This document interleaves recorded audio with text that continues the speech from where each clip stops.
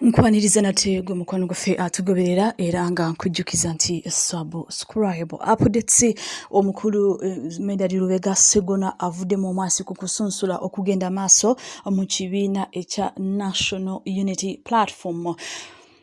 Member of Parliament owa Busiro East Medard Lubega Sseggona nate avuddeyo n'ayogera ku bigenda maaso. Omukulu avuddeyo n'agamba nti ekigenda maaso teyakisiimye, n'agamba nti tewaliwo bwenkanya mu kusunsulamu okugenda maaso mu kibiina ekya National Unity Platform.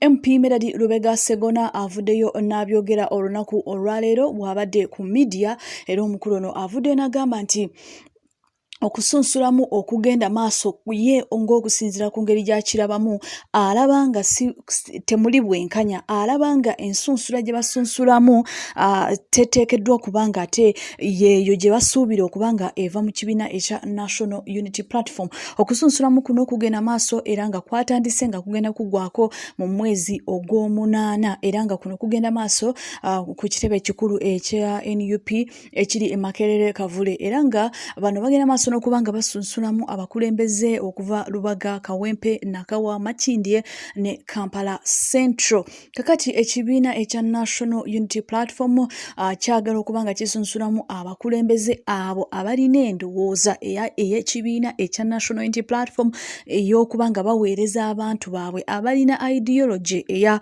people power. Kakati omukulu Sseggona avuddeyo n'agamba nti process eno ye teyagisiimye, process eno ye engeri gy'agirabyemu mwandibanga bali mugenda maaso n'okuba nga bakoleramu ensobi.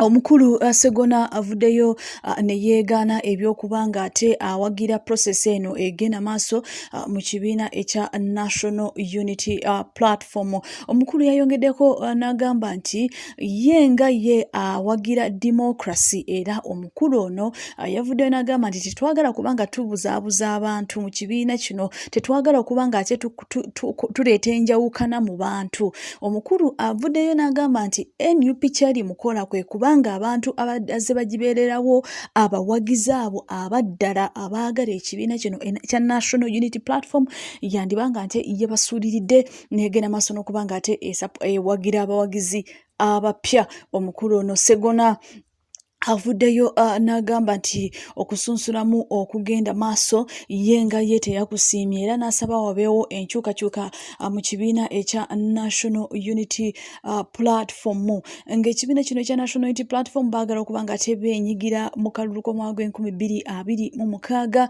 era nga omukulembeze ne ku mulundi guno nate tiketi baagiwadde His Excellency Robert Kyagulanyi Ssentamu nga yagenda okuba nga ate akulembera bannakibiina kya National Unity Platform, naddala okuba nga yeesimbawo ku bwa pulezidenti, ng'ayagala okuba nga ate aleeta enkyukakyuka mu ggwanga lino erya Uganda. Kakati abo bonna abalina interest okuba nga beesimbawo ku kaadi y'ekibiina kino ekya National Unity Platform bagenda maaso n'okuba nga basunsulibwa olunaku olwaleero, wabula waliwo enjawukana munda mu kibiina ekya National Unity Platform, era ng'abamu kigambibwa nti ba foot soldiers balina be bawagira, wabula abo baasuuliddwa, ate abalala nabo bagenda maaso n'okuba nga ate beesimbawo. Ne Shamim Malende tujjukira nti waliwo engambo eziyitingana nti Shamim Malende yandibanga tagenda kuddamu funa tiketi ey'ekibiina ekya National Unity Platform, wabula Shamim Malende tanabakubaako kyayogera, wabula